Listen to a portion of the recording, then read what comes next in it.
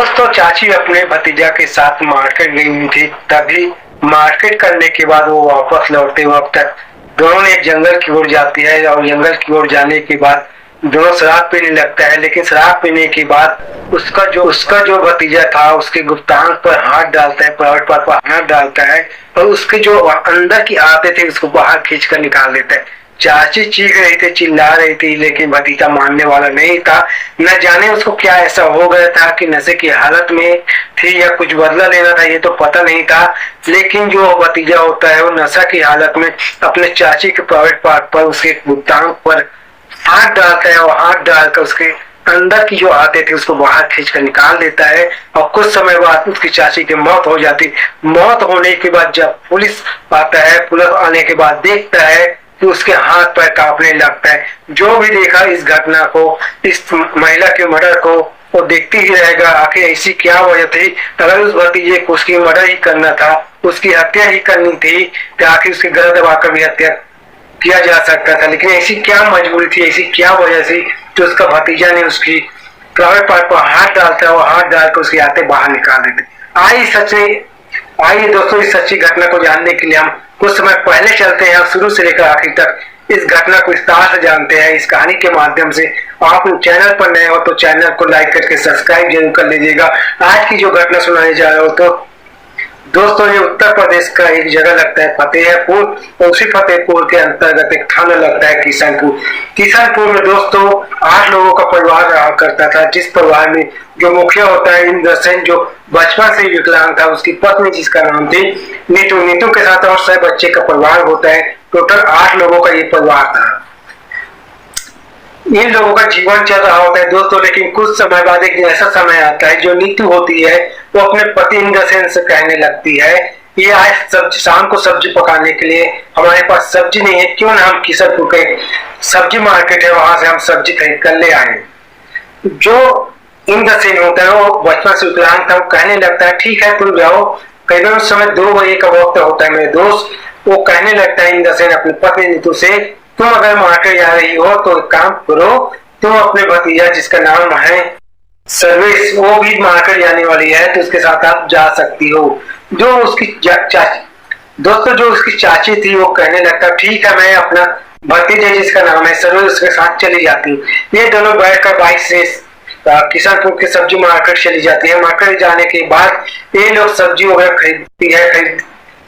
ये दोनों मिलकर मार्केट जाने के बाद दोस्तों ये दोनों सब्जी खरीद लेती है और खरीदने के बाद सर्वेश अपने घर को वापस चले आता है। चले आने के बाद सर्वेश को जो चाचा होता है जिसका नाम था इंद्र सेन, वो कहने लगता है कि तुम्हारी आखिर चाची कहाँ है।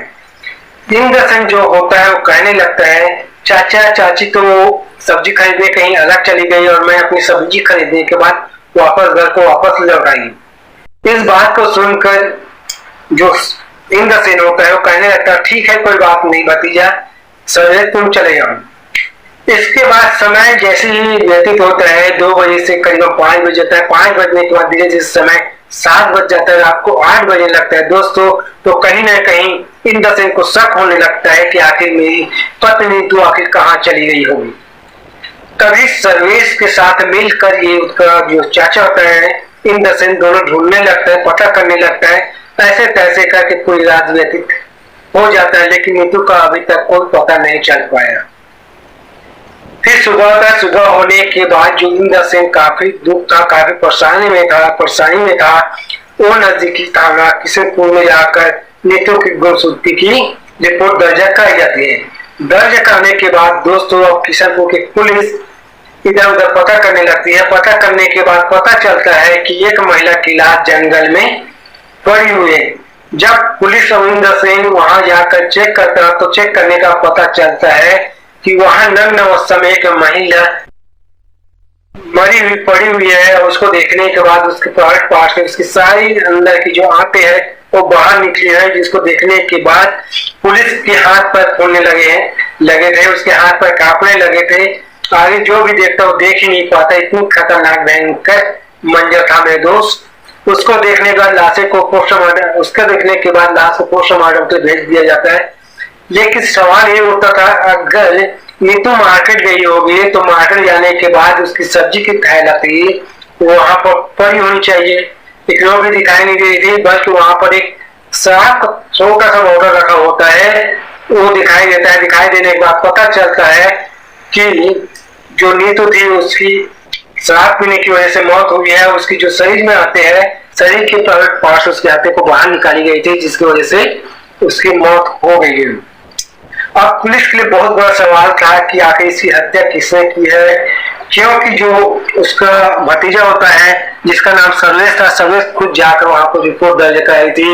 रिपोर्ट दर्ज कराने के बाद अपने चाचा इंदर सिंह के साथ भी उन्होंने तलाश करने की काफी कोशिश की। पुलिस के पास एक चैलेंज था, लेकिन पुलिस कुछ समय बाद उसी मार्केट पर चला जाता है। मार्केट पर जाने के बाद वहां के सभी लोगों को पूछताछ करने की कोशिश करता है। तभी वहां के जो लोग थे वो लोग कहते हैं कि नीतू प्रॉपर मतलब अक्सर करके इस मार्केट पर आना जाना उसकी लगी हुई थी, और वो अक्सर करके यहाँ से जब पैसा भी नहीं होता था उसके पास तो सब्जी उधारी में खरीद कर ले जाती थी।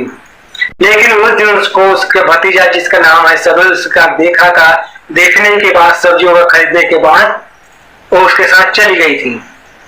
पुलिस को पूरा शक सर्वेश के ऊपर जा रहा था, लेकिन पुलिस अपने हिसाब से जब सर्वेश को टॉर्चर किया तो टॉर्चर करने के बाद जो सर्वेश था वो टूट जाता है, और टूट जाने के बाद अपनी गलती कबूल करता है और पुलिस के सामने बताने लगता है कि उस दिन आखिर क्या हुआ था। मार्केट में जाने के बाद सब्जी खरीदने के बाद चाची को भी कहीं ना कहीं शराब का लत लगा हुआ था, जिसके कारण हम दोनों ने डिसीजन बनाया अगर इस शराब को ले जाकर घर में अगर पीते हैं तो घर में जाने के बाद घर वाले क्या बोलेंगे, इसी वजह से हम लोग दोनों जाकर जंगल में जाकर शराब पिए, चखना लिए, डिस्पोजल लिए, नमकीन लिए, और पीने के बाद वहाँ हम लोग शराब पिए। शराब पीने के बाद जैसे ही चाची को थोड़ा नशा होने लगी, मैंने उसको मुंह पर हाथ डाला, और डालने के बाद उसको मुंह को दबा दिया। मुंह को दबाने के बाद उसके गुप्तांग से ही उस प्राइवेट पार्ट पर हाथ डाला। हाथ डालने के बाद जो भी अंदर की चीजें थी आते थे उसको बाहर मैंने खींचा। चाची चीख रहे थे, चिल्ला रहे थे, कुछ समय के लिए बेहोश हो गए। बेहोश होने के बाद उसको मैं पानी डालकर उसको वापस होश में लाई। होश में लाने के बाद फिर मैंने हाथ उस प्राइवेट पार्ट पर डाला, और डालने के बाद उसके आते थे उसको बाहर खींचा। बाहर खींचने के बाद कुछ समय बाद मेरी चाची की मौत हो गई।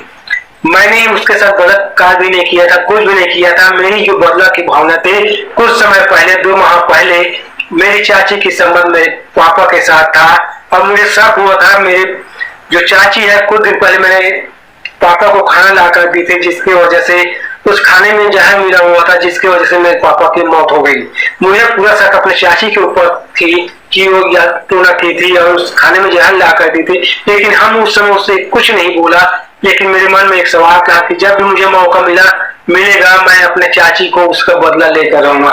इसी वजह से मैं अपने चाची के मौके की तलाश में था, और मुझे पता था कि आज मेरी चाची जो थी वो मार्केट जाने वाली, इसलिए मैंने भी मार्केट जाने का एक प्लान किया। मैंने अपने चाचा को बताया था कि आज मैं शाम को करीबन 2 से 3 बजे के आसपास मैं मार्केट जाऊंगा। इसी वजह से चाचा को पता था, और चाचा को पता था, इसके वजह से मेरे चाची को मेरे साथ मार्केट भेजी, और भेजने के बाद हम लोग मैंने प्लानिंग बनाया। प्लानिंग के तहत उसको जंगल ले गई, और जंगल में ले जाने के बाद शराब पीने के बाद मैंने उसकी प्राइवेट पार्ट से उसके गुप्तांग पर हाथ डाला। हाथ डालने के बाद वहां से जो भी चीजें बाहर निकली उसके हाथे को मैंने बाहर निकाल दी, और उसकी मौत हो गई। मेरी जो बदला की जो भावना थी मैंने उसे ले ली। मैंने उसके साथ ना ही बलात्कार किया, ना किसी प्रकार का कुछ भी किया।